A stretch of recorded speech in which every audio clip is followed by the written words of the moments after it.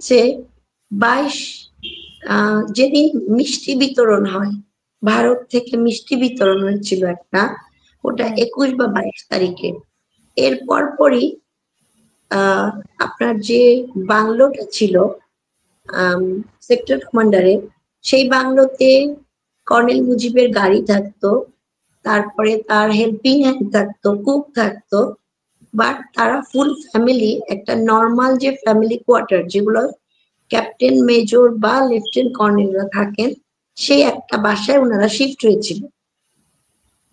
ওনারা যে উনি বারে বারে বলেন যে ওনার বাসায় আগুন লাগিয়ে দিয়েছে, এমনি তো উনি শিফট করে ওনার সমস্ত মালপত্র ওনার মহাখালী ডিওএইচএস এর বাসায় চলে গিয়েছিল, কারণ ওনাদের তার কিছুদিন পরই ওনাদের রিটায়ারমেন্টে চলে যাওয়ার ডেট ছিল। আর এদিকে ওই সময় ম্যাসাকারের 3-4 দিন আগে উনি ওনার বাসাটা বদলে উনি চলে যান হচ্ছে নর্মাল একটা কোয়ার্টারে। আমি জানি না ইনভেস্টিগেশনে এগুলো বের হয়ে এসছে কিনা। এখন আমি কমিশনের কথা বলবো। আমার আলম ও ফজলুর রহমানকে পারফেক্ট মনে হয়েছে, আমার ব্রিগেডিয়ার সাইদকে পারফেক্ট মনে হয়েছে,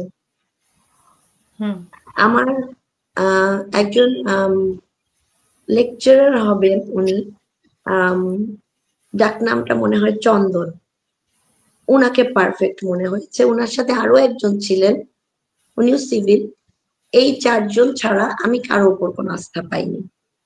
আমার সাথে মিসবিহেভ, আমার কথা ঘুরিয়ে আমাকে অন্যভাবে প্রশ্ন করা, আমি যখন ধরিয়ে দিচ্ছি যেটা আমি কর্নেল মুজিবের ফ্যামিলির কথা বললাম যে 45 থেকে 50 গজের ভিতরে ছিলাম, তখন হচ্ছে জাহাঙ্গীর কবির তালুকদার আমার সাথে খুব ক্ষিপ্ত হয়ে যান। তারপরে হচ্ছে যেই সর্বপ্রথম যে জেলখানা থেকে সিপাহী মুহিত আমার হাজবেন্ডকে যে বাঁচিয়ে 27 তারিখ মানে 26 তারিখ রাতের পর, যেটা 27 তারিখ পড়ছে, গাড়িতে উঠিয়ে দিয়েছিল আমার হাজবেন্ডকে। সেই গাড়িতে কিছুক্ষণ পর মেজর মমিনুল ইসলাম হবেন সম্ভবত ভাইয়ের নাম, আমরা মেজর মমিন হিসাবে চিনি, উনিও শহীদ, ওনাকেও তুলে দেওয়া হয় তানভীরের গাড়িতে। তো এরকম 8 জন সৈনিকের ইনফরমেশন আমার কাছে, নাসির ভাইয়ের কাছে, হাসিন ভাইয়ের কাছে, আরো অনেকের কাছে আছে, কিন্তু এই ইনফরমেশন কতটুকু অ্যাড করা হয়েছে আমি জানি না।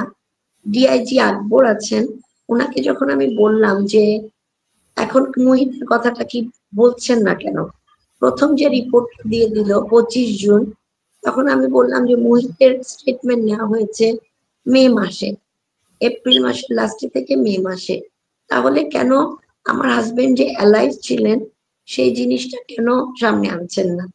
তখন আমাকে উনি বললো যে একক সাক্ষী হবে না, কিন্তু সাক্ষী মোট 8 জন, যার মধ্যে একজনকে মেরে ফেলা হয়েছে।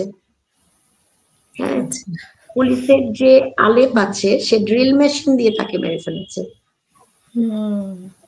ইভেন আমাকে যে ইনফরমেশন গুলো এক এক জায়গা থেকে এসছে, একই ইনফরমেশন, যে বর্ডার ক্রস করিয়ে দিয়েছিল যেই সৈনিকটা, তাকে মেরে তো এই হলো আসলে ফ্যাক্ট। এখন আপনি যে কথাগুলো, আপনার কাছে যেহেতু রিপোর্টটা নেই, আপনি পুরোটা হয়তো বা বলতেও পারছেন না। তো আমার সাথে যে কয়জনেরই যোগাযোগ হয়েছে তারা বলছে তারা পুরো রিপোর্টটা কেউই দেখেনি। আর আপনি নিশ্চয়ই দেখে, মেজর মাহাদি উনি আমার সাথে জয়েন করেছিলেন, উনি অনেকবার ট্রাই করেছেন রিপোর্টটার জন্য, এখনো ওনার হাতে পৌঁছায়নি। কিছুক্ষণ আগেও আমার সাথে কথা হয়েছে। তো আসলে রিপোর্টটা কেন পাওয়া যাচ্ছে না? তাছাড়া আপনি যেগুলো বলছিলেন, যতটুকু আমরা জানতে পেরেছি, সেগুলোর সাথে কতটুকু মিল আছে আপনার বক্তব্যের সাথে? আপু সেগুলোর সাথে এখন তো আপনাকে ইনভেস্টিগেশন করতে হবে। আপনি যদি ইনভেস্টিগেশনে মিসেস মুজিবকে নেন, আপনি ডিজির ছেলে রাকিনের কথা নেন, আপনি যদি তাদের হয়ে কাজ করতো যে সুবেদার মেজর নুরুল ইসলাম যে লিফলেট বিতরণ করেছে, যার বাসায় ছিল লিফলেট, ডিএডি তৌহিদকে জিজ্ঞেস করেন না, ডিএডি তৌহিদই তো বলে দিবে।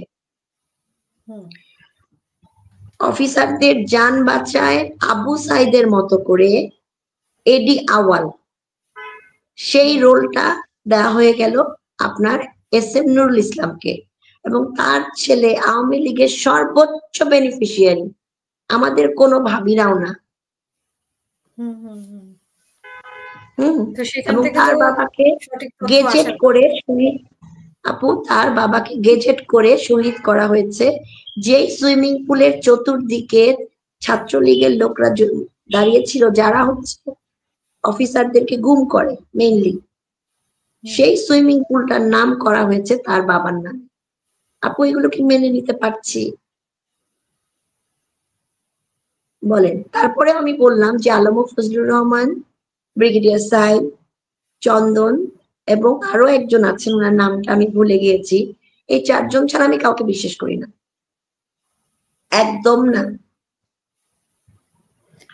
যদি কিনা উনাদেরকে ভুল করে কান্নাকাটি করে, যেমন হাসিন ভাইয়ের কাছে গিয়ে মাফ চাচ্ছে আমাদের আওয়ামী লীগের ভাবিরা, হাসিন ভাই মাফ করার কে বলেন তো? 1/11 এর সময় যারা গন্ডগোল করেছে, জুলাই যোদ্ধা হিসেবে। আপু কিসের জুলাই যোদ্ধা উনি? তো উনি জুলাই যোদ্ধা, উনি নিপীড়িত শেখ হাসিনা দ্বারা।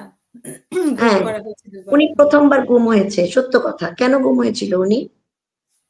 কারণ উনি কাদের সাথে কাজ করতো? উনি আর্মিকে ভাঙতে চেয়েছিল, আর্মিকে দুর্বল করতে চেয়েছিল। ইকবাল করিম ভুইয়া, উনি ড্রেস পরা অবস্থায় গুম হয়েছিলেন, মানে ইউনিফর্ম পরা অবস্থায়। এটাই শুনেছি।